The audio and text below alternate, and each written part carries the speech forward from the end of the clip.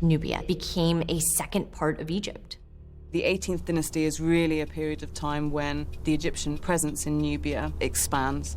For 400 years, the people of Kush would struggle under and against Egyptian rule, while Egypt plundered the kingdom's gold mines through annual tribute.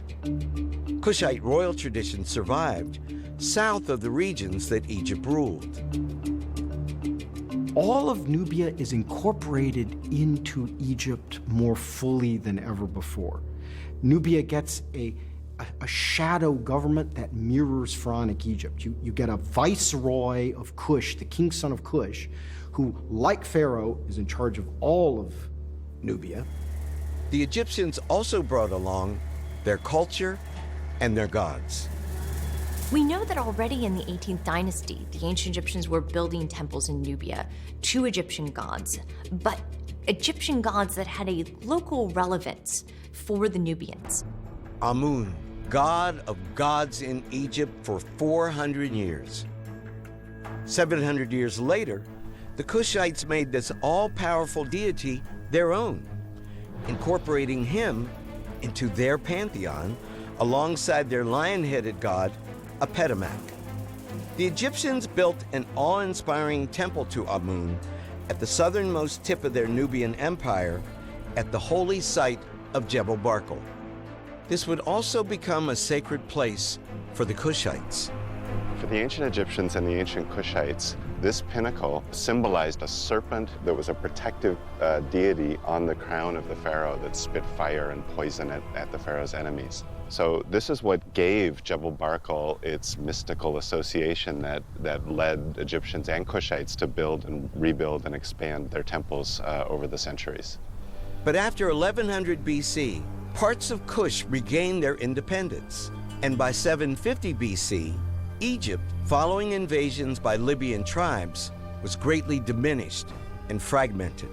Around 750 BC, Pianki, a new Kushite king, came to the throne. He was brilliant and ambitious, driven in part by his fervent worship of the god Amun.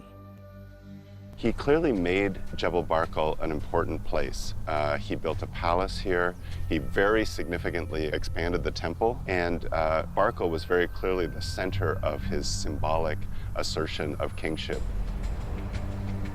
Pianki turned his sights northward to Egypt, portraying Kush as the champion of Amun. Nubia appears to see itself as the real Egypt, because they're the real worshipers of the Egyptian gods. It's remarkable that the Nubians adopted Egyptian culture and religion and civilization to the point that they believed that they were better Egyptians than the Egyptians who were currently in control of the Nile Valley. So when Pianki invades Egypt, he does so in the name of the god Amun.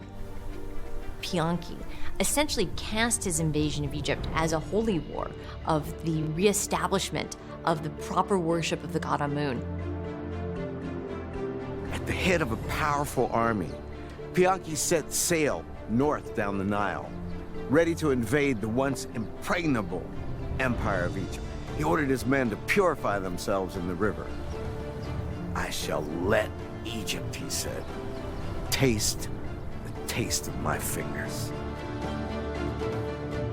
In a campaign that lasted nearly a year, Pianki's army conquered Egypt as far north as the Nile Delta.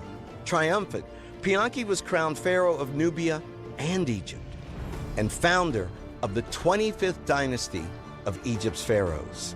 The Kushites, once the conquered, now became the conquerors, reuniting fragmented Egypt under their rule.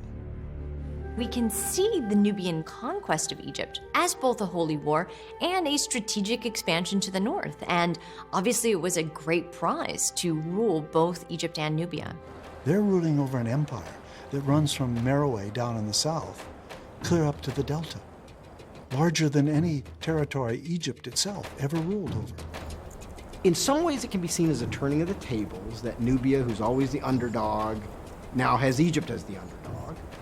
It simply shows, I think, over and over again, how Upper Egypt and Nubia are so closely associated, ideologically. This was the start of a new era in Egypt, which would see it ruled by a dynasty that historians call the Black Pharaohs of the Nile, restoring prosperity and stability back to Egypt.